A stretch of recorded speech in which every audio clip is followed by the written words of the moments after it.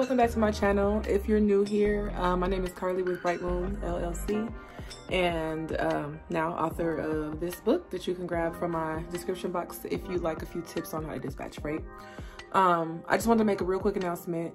If you guys need any help, like I've been seeing a lot of questions that I haven't been able to get to, but if you need help, like if you needed like a quick one-on-one or a consultation with me, I have 30-minute consultations and hour consultations that you can also check out in the description box down below. Also, we are over the 1,000 subscriber mark. Thank you guys so much. Yay us. We can start going live now. So if you guys want to do a live Q&A with me or just whatever, just like a hangout, but just let me know what you want to talk about in the comments. So you got your first carrier. First of all, I'm proud of you. Congratulations. It's probably a lot going on for you right now, but the steps were taken. They signed your dispatch carrier agreement, or they didn't, because to be honest, I have a couple of carriers that I've worked with that didn't sign my agreement, to be honest. And I know some dispatchers might advise against that, but to be honest, I've had pretty long-standing relationships with them. They just didn't feel comfortable signing something that could, in their mind, have them stuck with me or one dispatcher just for a certain amount of time. You know, even though I'm pretty lenient, like if you sign on my dispatch service, I don't expect you to stay for 6 months, a year. I don't expect you to stay for the entire time. Communication is key. But anyway, got your carrier signed up. So now it's time to get set up with some brokers. One thing about signing carrier packets or getting your carrier signed up to pull loads with a specific brokerage, you only have to do it one time for that specific company. I don't know if I ever made that clear. You just want to do that one time for that specific company and you don't have to do it again. So next time you call your broker, you'll give them your carrier's MC number, and they'll be like, okay, I see you in the system. You'll negotiate your load, and then you should be able to book loads there more effortlessly. Just keep in mind, this will be something that'll be less stressful and time consuming later, because it's not like you have to be sitting here signing carrier packets every single day. Even every month, after a while of dealing with this carrier, you might just have them running with the same carriers. Like, one thing about signing your carriers up with these brokerages, just make sure that you check their credit, which you can do if you have the DAT subscription, or if you have a factoring. If you work with a factoring company, you can check the broker's credit with your factoring company. And another thing I wanted to mention, if the carrier isn't the driver of the truck, make sure you get the driver's information.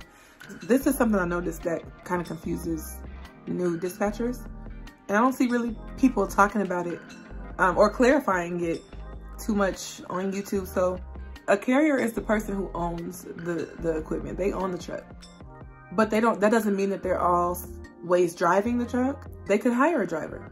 So your carrier could be your driver, but they could also not be. So keep that in mind. If they're not the driver, you want to have contact information for both the carrier and the driver, because you want to be communicating with the driver for multiple reasons.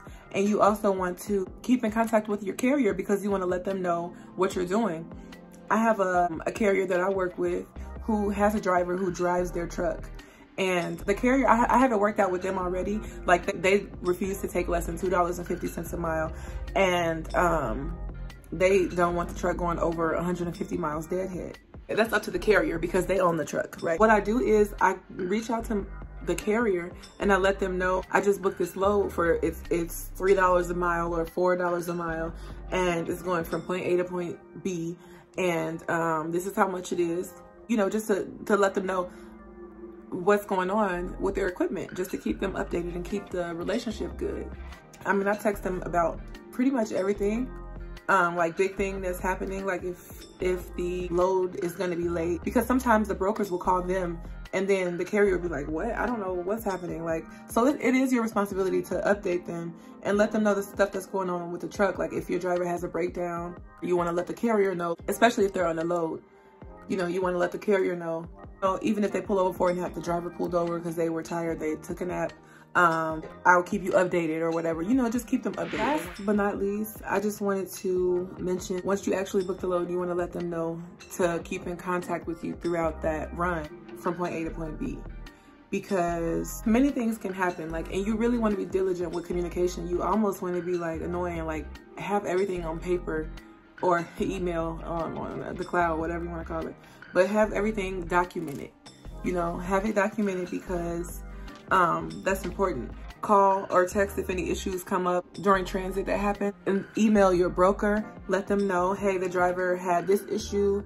I'll let you know when they're up and running again. Just this morning, I had an incident where a driver had got to the appointment literally 7 minutes late or something like that. And it's Dollar General, and if you're a dispatcher or in the transportation industry, you know about Dollar General. They take forever. People literally will turn away Dollar General loads. That's all I'm gonna say. But anyway, I had this driver this morning that was supposed to be going to Dollar General. They were late by 7 minutes, and they were turned away and told that their dispatch had to reschedule the drop-off. Do you know, today is the, what is it, the 17th, I think it is. They told me that they didn't have anything available for my driver to drop off until the 21st at 2100. That's crazy. 2100 o'clock. That's military time.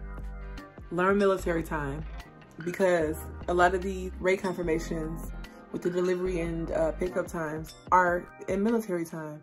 And some people don't know military time, so don't be in the comments judging, talking about if you don't know military time, yada yada. Some people don't know it. You should learn it. What I mean by keep in constant communication with your driver, call me, let me know if there's any issues during transit. Let me know when you pick up the load. Let me know when you drop off the load. You know, everything. When you arrive, when you depart. Sometimes the driver forgets, so you want to ask for an estimate. You want to ask for an estimate of these times. But that's what I wanted to let you guys know. Please let me know, you guys, if these types of videos are helpful and where you are so far on your journey, because I do want to know. And also, if you're struggling, you've quit and picked it back up, I did too. It's still possible. It's not, don't give up. So thank you guys for your time, for watching my videos. Congratulations on your new business. Anyway, thank you guys for watching.